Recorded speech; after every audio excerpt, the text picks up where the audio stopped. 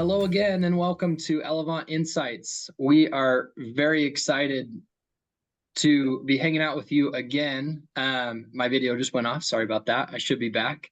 Hanging out with you again here on the 16th today on a Monday afternoon. Hopefully you had a great weekend and the chill in the air is coming. So whether we like it or not, it seems like summer is starting to turn into a bit of fall. And man, there's a lot going on in the markets right now. If you are one of those people that don't pay attention, then good for you. If you're one of those people who are diving in to the volatility that's happening, then I'm glad you're on this call, because we're going to be diving into the markets and what they're doing right now and why, and also what we might be able to expect moving forward. So before we jump into that, I wanted to share what we call around here an Elevánt Insight. The name of the webinar is Elevánt Insights, but that's where we take just a half a second and think a little bigger, above and beyond things like the markets or products or investments or insurances or financial planning, and think about the things that really, really matter in our lives. And I came across a quote the other day that has really stuck with me, and I haven't been able to really stop thinking about it since I saw it. So remember when you wanted what you currently have. I feel like if we choose to see it, we're also blessed. We have so much in this country. We have so much in our lives. And if we choose to see this, thinking back, what did I pray for and think about and work towards 5, 10, 15 years ago? There's probably a pretty good chance that you have a lot of the things that you once wanted and longed for. And so this quote has put me in a bit of a grateful mentality in the last week or two. And so I thought I'd share it with all of you, and hopefully it strikes a chord and puts you in that perspective as well. So remember when you wanted what you currently have. Dan, you want to introduce our guest today? You bet. Thanks, Brian. Appreciate that insight. It truly is amazing, the blessings that we have and the abundance that we have in our lives living in this great country. And with that, we're grateful today to have Peter Eisenrich. He's a senior portfolio manager at Clark Capital Management Group. He's been on before us last year. We appreciate him coming back. And just before I turn the time over to you, Pete, we just in general wanted to make sure, and I'm sure your presentation is going to cover these things, but as we head into the fall of 2024, a lot of headlines, and our clients are concerned with what happens with the upcoming election, what happens with the Fed, inflation, and where should we be invested in the next 6 to 12 months. So with that, a little bit of requirement, if you could address those, I'm sure you will. I'll go ahead and turn the time over to Pete Eisenrich. Yeah, great. Thank you. No, I will absolutely address those. And we can certainly have a few minutes at the end if there are any kind of nuances, any questions that either you all have or you're hearing from your clients as we're going through this presentation. I appreciate your time today. I'm going to try to go maybe 20, 25 minutes. Like I said, leave a few minutes at the end for us to have a final discussion.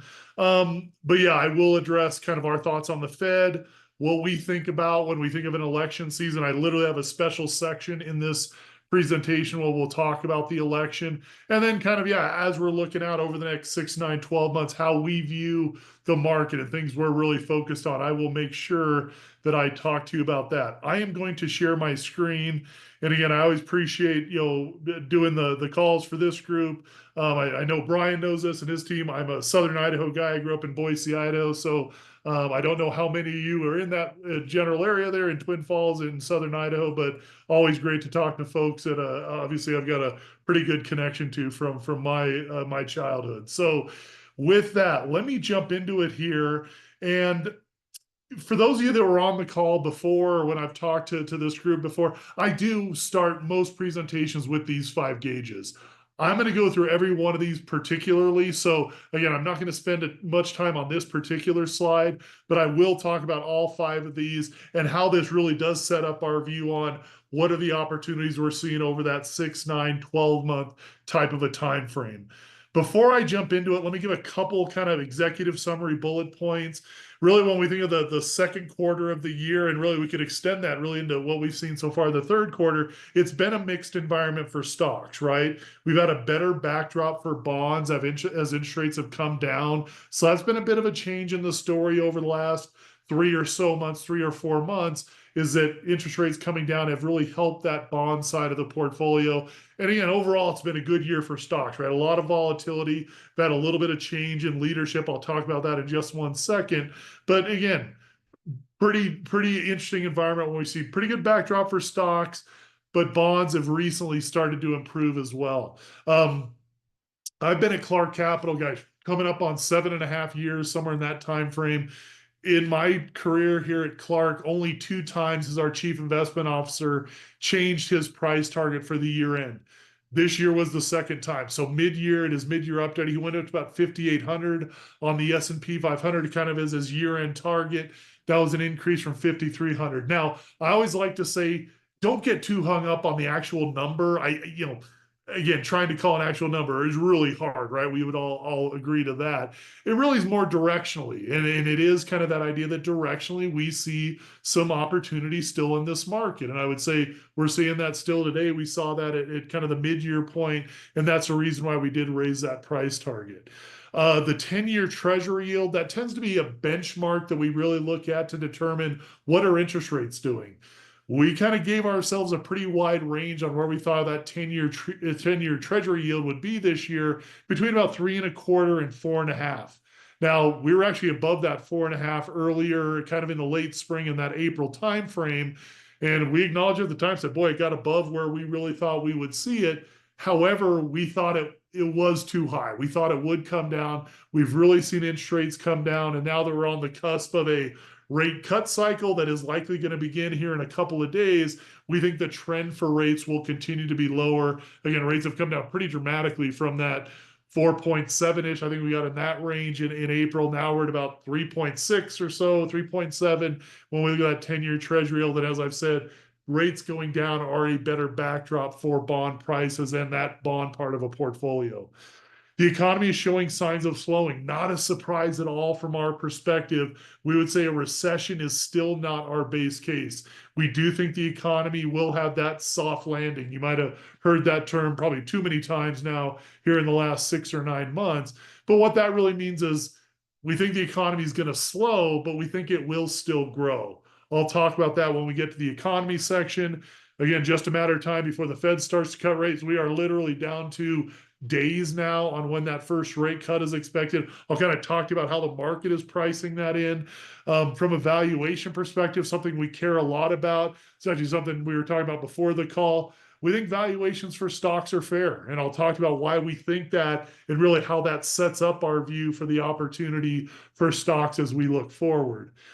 Fear levels are low, but there's still a lot of cash on the sideline. The one gauge we've been making some changes to in recent quarters, we made a change this quarter, was that investor sentiment gauge. I'll talk to you about how that works and what we're looking at there. Just keep in mind, remember, that's a contrarian indicator. So when we're really seeing bullishness and positive kind of data build up, that gives us a little bit of pause. And on the contrary, when we're seeing a lot of negative readings, a lot of bearishness, and a lot of negative sentiment out there, that can often be a time where we're going through a bottom. That actually might be a better opportunity in the market. So I'll talk about that in detail. And then I've talked about rates quite a bit already.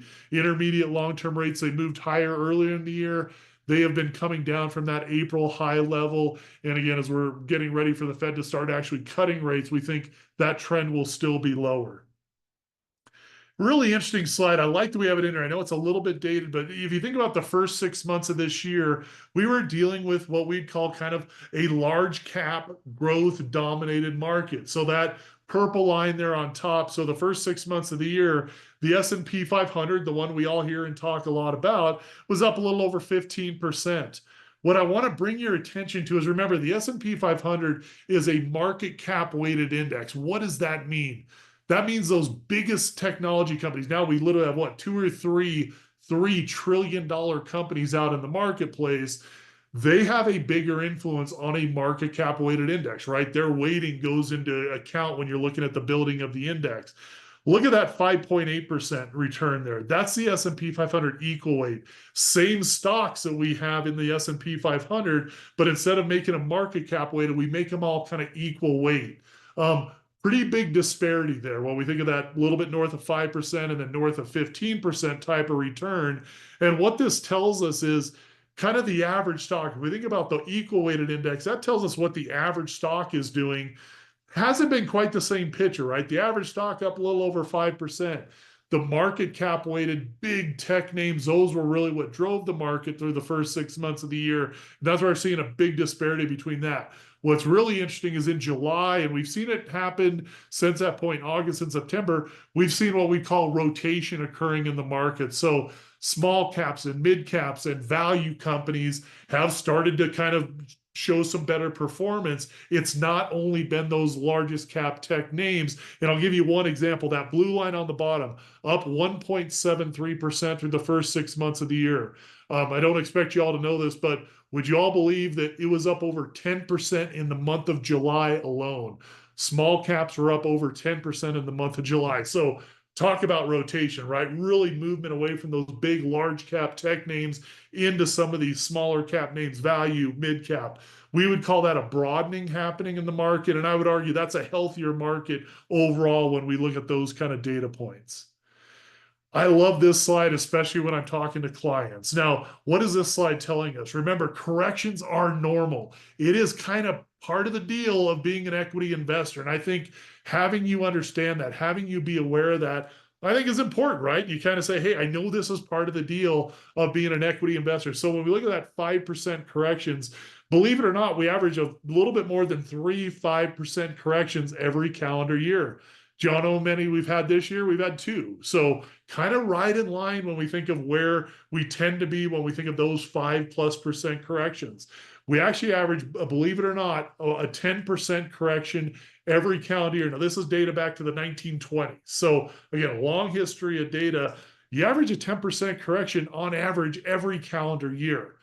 Part of the deal with being an equity investor. So we don't like going through them any more than you all do, but when we're going through them, what we're looking at is, has something fundamentally changed? Is there a different thing going on with the Fed, or has something happened with the economy? Are valuations getting a little bit out of whack? Oftentimes the answer is, well, not really. Those things haven't changed. This is maybe the market being the market, which we know has a little bit of volatility to it. So again, I think having this, understanding this, knowing that those movements do happen in equity markets, and it's a natural part of being an equity investor. Let's go to the 5 gauges. So the economy gauge, we've seen a little bit of weaker economic data overall. A lot of that has come from the job market or the labor market. We would characterize the labor market as more normalizing.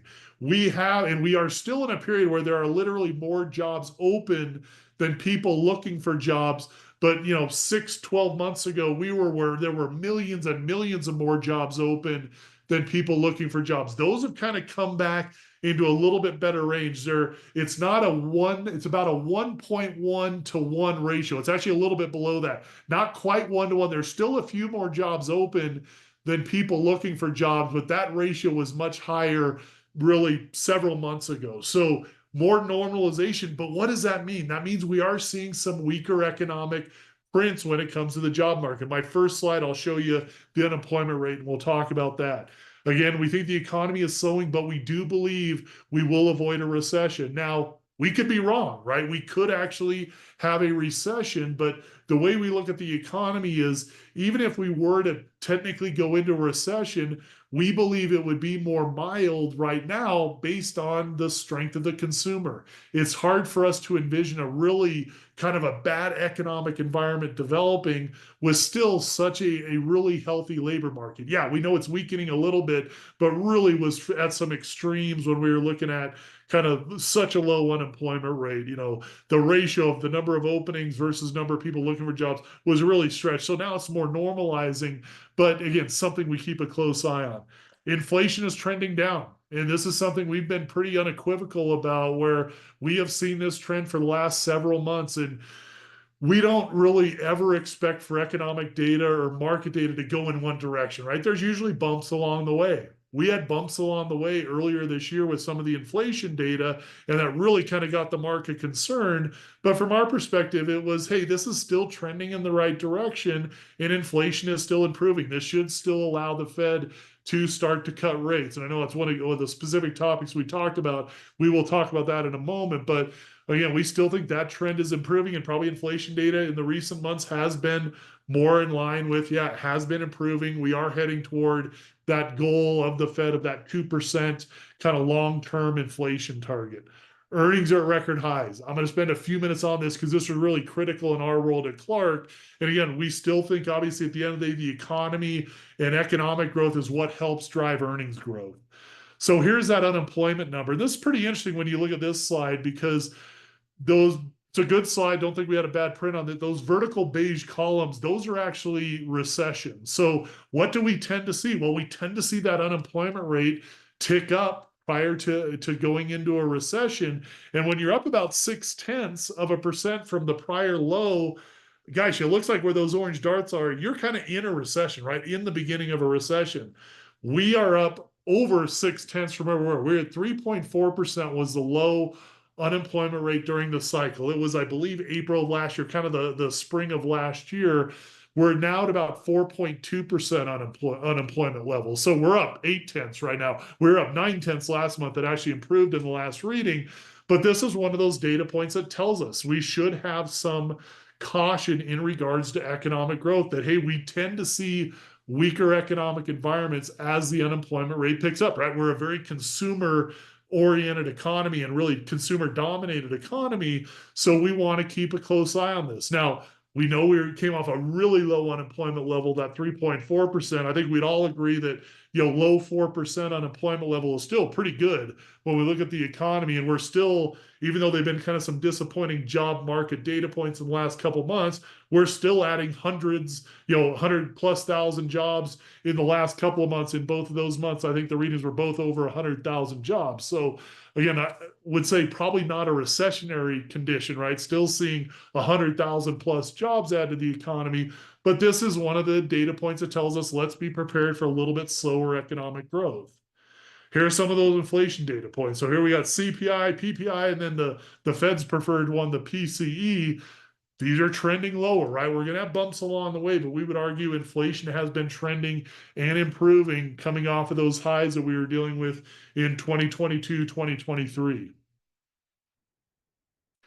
One of the I like this slide a lot, because I think this kind of boils things down pretty simply, in that at the end of the day, we at Clark believe that over the long run, stock prices reflect what companies earn, right? Not a lot of nuance there with that insight, right? Something that sounds pretty obvious when you say it out loud. And again, when you look at these two lines, the blue is the S&P 500. That orange line is operating earnings for the S&P 500 companies. So again, I'm not a mathematician, but those look pretty darn correlated to me.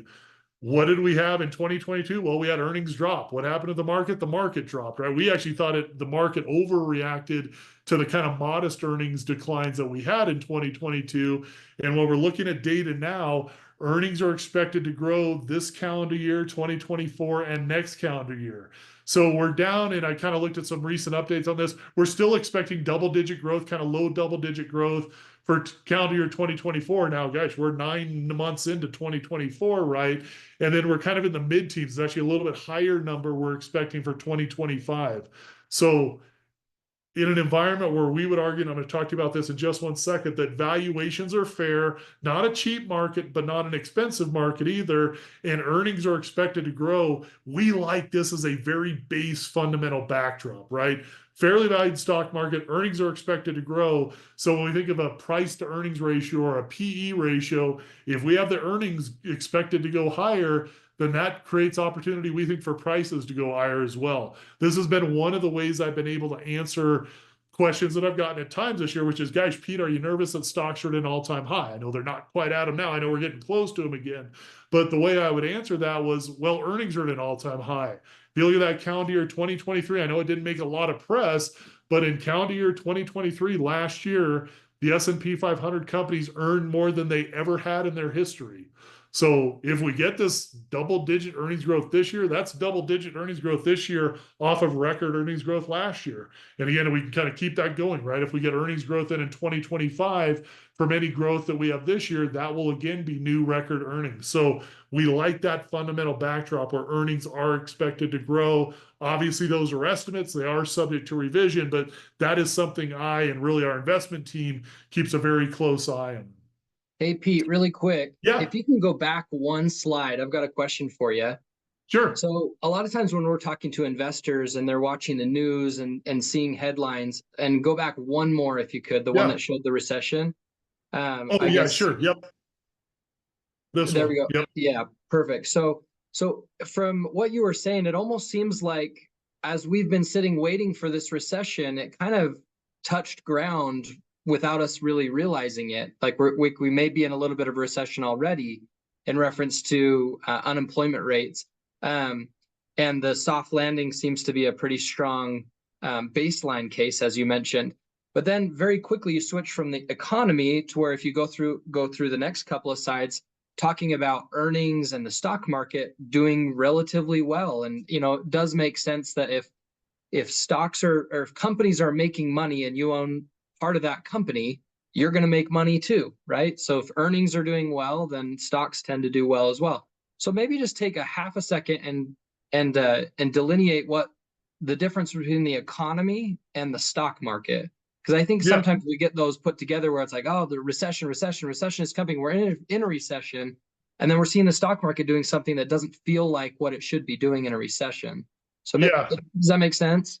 No, great point, Brian. Yeah, absolutely makes sense. And yeah, we say they're related, the economy and the market, but they're probably like second cousins, right? It's not, they don't necessarily move in lockstep. And again, there's been a lot of debate. Yeah, are we in a recession? Now, again, our opinion is we don't think we are in one based on a lot of other economic data. Yeah, that unemployment would say, oh boy, we should probably understand that this tends to be a weaker economic environment when we see it turn it up like it has. But the market, remember, the market is forward looking. Recessions get called typically months and months and months after they've already begun and ended, right? The National Bureau of Economic Research is our official arbiter in the United States of whether we've had a recession or not. And the market isn't going to wait and care to see what they say. They're going to say, okay, what are things looking like the next 6, 9, 12 months? So to that scenario, Brian, let's say that we are in a weaker economic period. Well, what's the Fed about to do here in 48 hours? Start to cut rates, right? That's stimulative. That makes cost of capital cheaper. That generally is a better backdrop for the market. So that is what the market would be looking at. And even if we did dip into a recession, the market would focus on those kind of things. What is going to come that helps stimulate us to get us out of that? If we've already been through the recession, we're already kind of in it. Hey, what's the next 6, 9, 12 months? What does that actually time frame look like? So they are related and they are importantly related, right? We think the broader economy is what helps businesses gain earnings, right? And they, if the economy is growing, we think that allows businesses to grow. But really from a timing perspective with the market and the economy, they can really be dislocated from each other. One slide, we don't have it in here, and I'm kind of trying to remember this off the top of my head, but we looked at like the last 5 or 6 recessions, and we literally had the official start date and the official end date. So it was almost that idea of, well, guys, if I was smart enough to predict when exactly every recession starts and when it ends, that's easy. I'll just get out of the market when it starts. I'm going to get back in where it ends. If I remember, it was like 4 of the 5 times the market was higher during that actual recession timeframe they were in. I think it was like mid-teens was the average. So we got to always stay disciplined on what drives the market. And it really is companies' earnings and valuations with that economy giving us the bigger backdrop. So yeah, thanks, Brian. That's a great question. Let's go to monetary policy. I know one that was brought up originally. Yeah, so right now the market is really debating on what size the rate cut is going to be in a couple of days versus if the Fed's going to cut rates. The odds today, and if I'd have done this call last week, I would have had a different answer for you. Right now, the odds are favoring about a 60%, 50 basis point or a 0.5% rate cut, and about a 40% probability that it'll just be a 0.25% rate cut. Again, it's one of those ideas where I say, let's not get hung up on the exact size of the cut. Let's understand that, hey, the Fed is starting to cut rates. And I think that's the key. And that's really what these bullet points are pointing to. We know historically that a slow rate cut cycle tends to be better for the market. That's that light gray line on the top there. And if you think about it, why would that be a better environment? Well, if it's kind of a slow rate cut cycle, it's probably the Fed just trying to get their interest rates in line with where they want them to be over the long run. If it's an aggressive Fed rate cut cycle, probably something's going wrong, right? Either the unemployment rate is dramatically higher. They're really worried about something happening in the economy, or there's this outside shock that's hitting the US. So generally speaking, again, rate cut cycles, you can see that hard blue line. You can see been a better environment when the Fed is cutting rates. Usually those slow rate cut cycles are better. We'll have to see kind of how this one develops. It really has been slow in that it hasn't, the Fed hasn't done anything with rates for over a year, but we'll see kind of how does that develop. Do they engage in a 0.5% cut or a 0.25% cut? Market is expecting rate cuts to begin again in a couple of days and then last through the final 2 meetings of this year and then well into next year as well. Let's go to valuations. I kind of briefly talked about this already. I mentioned that PE ratio, kind of that price to earnings ratio, the most basic measure of valuations. How many dollars in price, in stock price, am I paying for $1 of that company's or that index's earnings? That's what a PE ratio in essence is. We would say it's in a normal range. And this is an area where you would hear very different opinions depending on who you're speaking to. I'm going to tell you why we think that. Style matters. It matters when we're looking at small, mid, large companies. Are they value? Are they growth? The mega cap 8, those big market cap tech companies I kind of have alluded to earlier, they have higher valuations, right? Success isn't cheap. They tend to be higher valued. Do they deserve it? Well, that's what the market every day is fighting out, right? What should their valuation be? I'll show you a slide on that in 1 second here. We've talked about earnings are hitting all-time highs. We like that backdrop. We do think there is still opportunity in the stock market. So I like this picture a lot because if you look at the red line, that's the S&P, that's the mega cap 8, right? We've gone from Magnificent 7 to mega cap 8. Now you can see their valuation is about a 31 multiple, kind of in that neighborhood when this data was run. It'd be hard for me to argue with you that that's not expensive, right? That's a pretty high multiple when we think of those companies. But remember, these companies, a lot of them generate billions of dollars in cash flow. So again, that's what the market's fighting around all day long. But they are part of the S&P 500. So when we look at that solid blue line, the S&P 500 valuation is about a 21 multiple. We're paying $21 in price for every dollar the S&P 500 companies are expected to earn. Again, it'd be hard for me to argue that's not a little bit of a rich market, right? A little bit, higher valuation that we tend to see. So you might be, all right, Pete, you've done a good job explaining those mega cap 8 and the S&P that are both higher valued. Why do we have this in neutral position? Well, let's look at that green line. So one of the exercises we looked at here at mid-year was, let's take those 8 names out. We understand those 8 names are highly valued. Let's take them out of the S&P 500. So the green line is in essence the S&P 492 index. Has anybody heard of that? No, we kind of, again, not really, doesn't exist, but that was really the exercise we ran through. And you can see their valuation is about 18. Now that is kind of in line with historically where we see price to earnings ratios for the market, in kind of that mid upper teen type of a range. So it really kind of for us was like, okay, guys, when we kind of peel just barely beneath the surface, valuations are kind of in that reasonable range for us, the way we look at it. And on top of that, there's a big difference when we're looking at large companies, small companies, mid-sized companies. Are they value? Are they growth? Are they a blend? You can see that. Look at that. The upper right corner, the large cap growth companies, their valuation is about 27.5. Like I said, pretty extended valuation.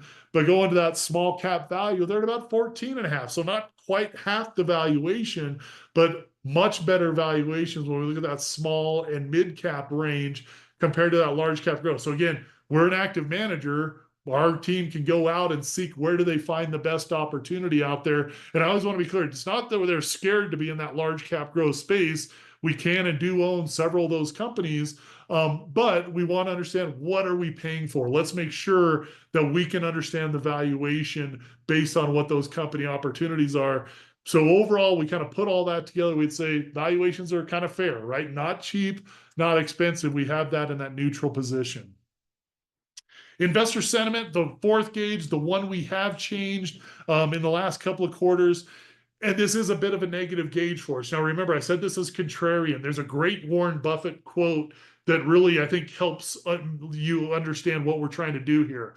One of Warren Buffett's sayings is, be greedy when others are fearful and fearful when others are greedy, right? That's what we're trying to, in essence, capture when we look at this. So it's been a little bit too much bullishness in this market, not kind of something that's really that kind of striking. It's not way out of bounds, but it's been a little bit more of a bullish market. So that tells us, hey, we need to probably be prepared for a little bit of volatility as we kind of, and this is as we were entering the third quarter, we were entering July.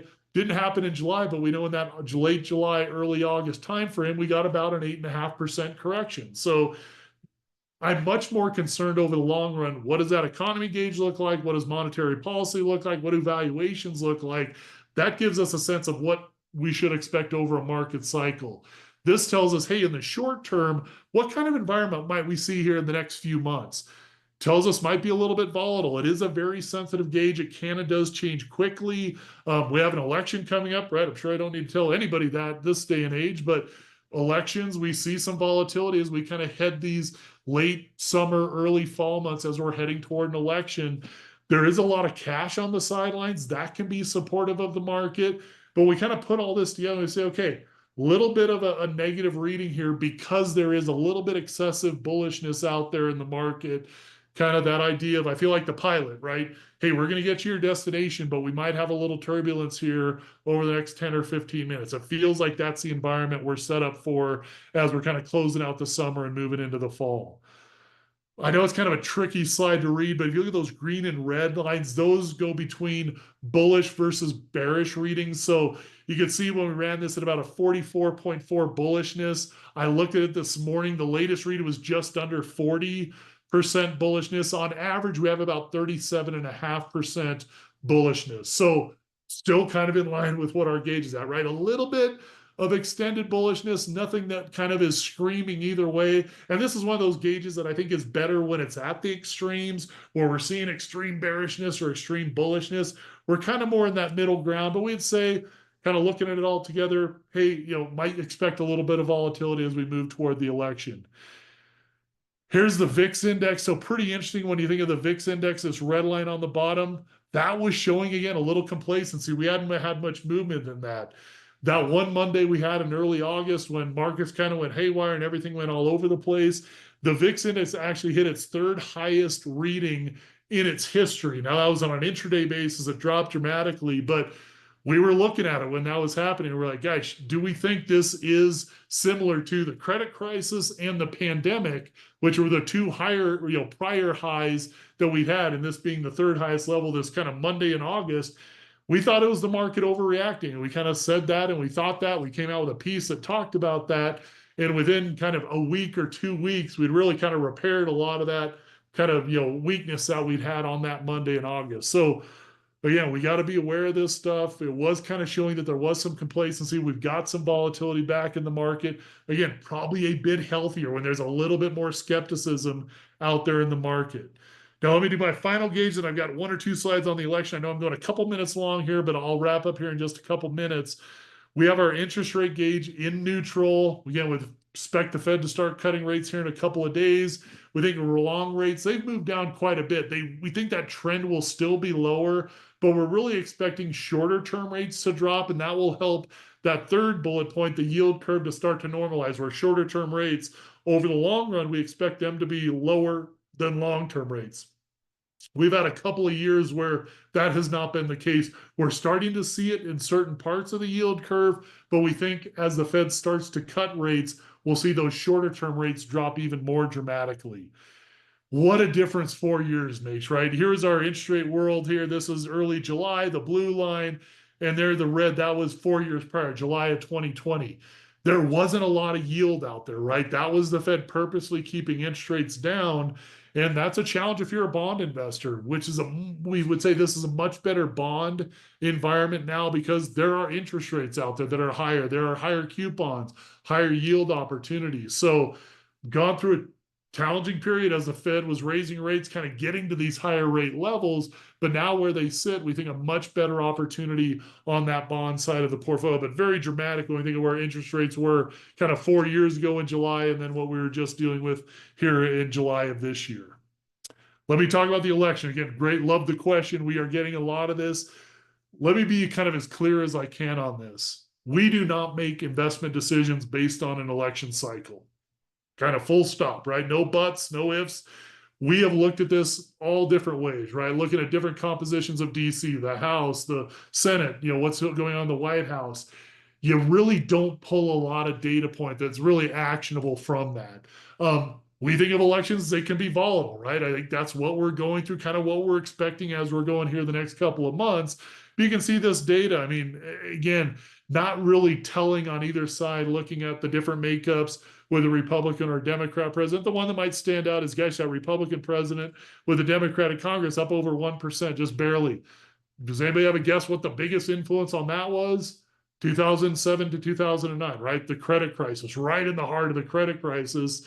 Again, one of the really weaker periods that happened to have the makeup where we had a Republican president, Bush, and a Democratic, Congress. So did that cause what was going on in the credit crisis? I would probably argue not. I mean, I would say that was building for years and years what happened during the credit crisis. So again, not a big takeaway when we look at elections in and of themselves. I will say this, so just so you all are aware, policy is fair game. So our analysts and portfolio managers, they will certainly look at policy and say, okay, what does different tax policy look like for different industries or groups? Do other industries or groups get different kind of treatment based on the policy and the people that control policy in Washington? So those are things the team will look at, but kind of just on pure elections alone, we kind of say, boy, the market doesn't see red or blue, the market sees green, right? It's going to see, what do companies earn?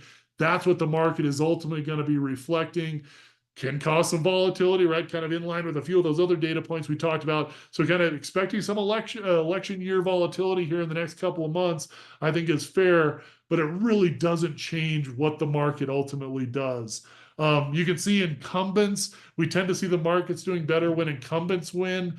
And I always kind of think chicken and the egg here, right? Is it that the incumbents win again because things are going well, or is it, kind of what's driving what? And my point here would be, it's kind of an interesting world that we're in right now where neither candidate is technically an incumbent, but you could probably argue both of them are incumbents, right? Obviously, we had President Trump before, Vice President Harris was in the prior administration, is in the prior administration. So again, a little bit of nuance there, but you can kind of see incumbent parties, those tend to be the better market outcomes when we look at who wins the presidential election.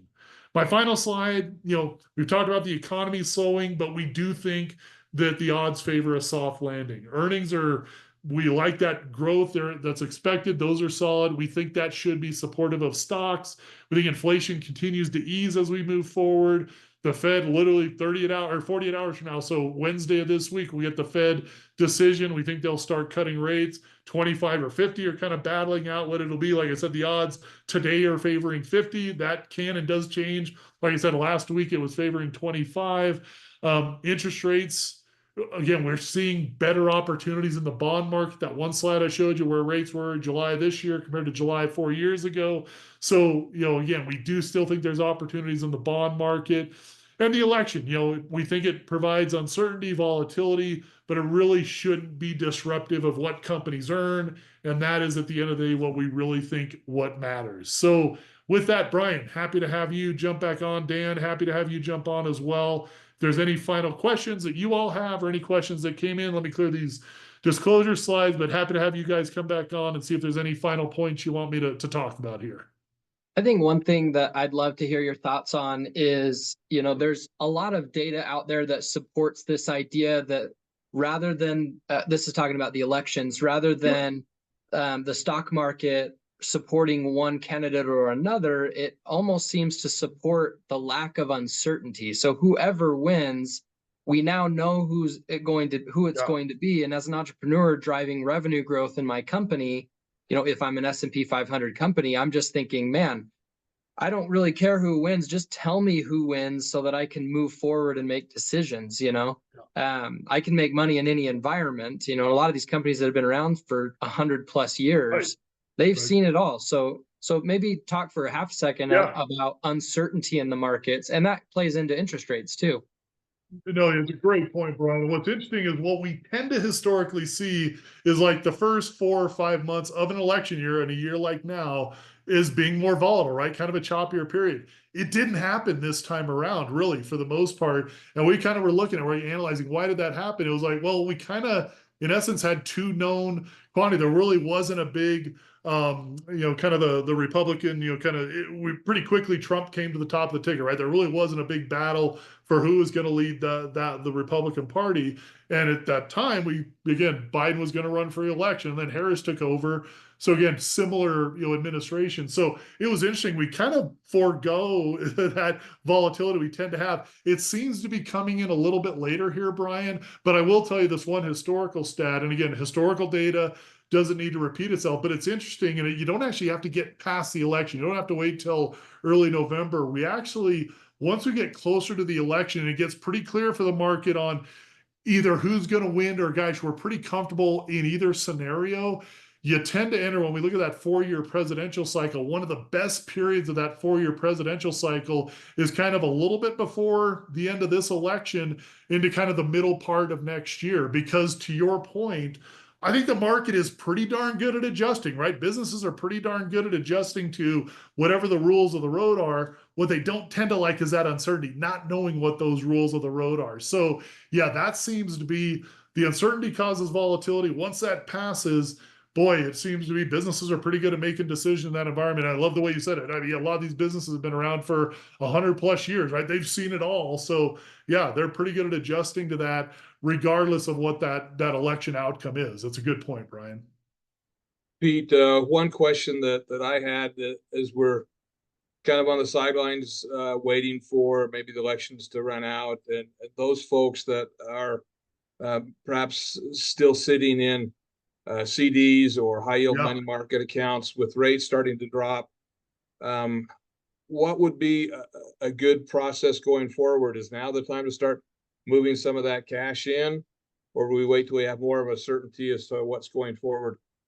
Yeah, boy, what a really good question, Dan. And I would say a couple of ways I would answer that is, yeah, we're in agreement with you, right? We think these money market and CDs that have been 5%, 5+%, boy, those were great, right? For short-term money and money that was truly short-term, probably made a lot of sense. If that money was truly more intermediate or longer term, right? It is supposed to serve a need for me, 3, 5, 7 years down the line. One of our big points would be, Dan, boy, it's time to kind of look to get that a little bit extended, right? We would say extend your duration a little bit would be our fancy way to think about it. But there are good opportunities in the bond market, right? Where interest rates are, even though we know yields have come down a little bit, still we're seeing yield levels like in the 10-year treasury that we haven't seen in years and years and years. So yeah, I think if that money is kind of earmarked to be bond or fixed income money, yeah, I think this is the time to really try to extend that duration, right?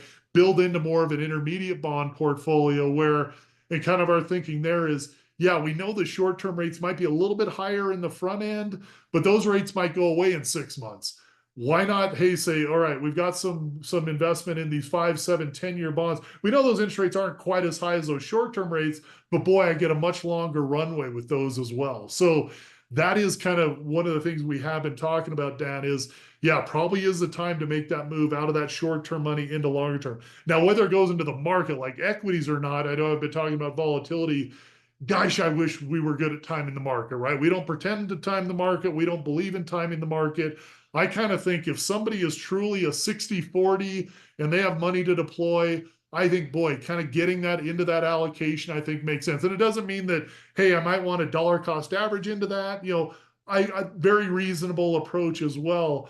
But again, I'm kind of pretty comfortable if a client is truly, hey, I'm a 60-40, I got money that I want to get into that blend. I think, boy, it's time, get that money to work. And yeah, we might have some volatility with it, but over the long run, if that's where you're supposed to be, that's where you're supposed to be. And something to kind of get invested in versus kind of trying to wait and be overly clever with trying to time the market. Boy, that's hard to do. That is hard to do. But the bond discussion, really an important one, Dan. I'm glad you brought that question up. All right. I think we better wrap it up for the sake of anyone on a lunch hour. Okay, yeah. Pete, thank you so much for your expertise and time.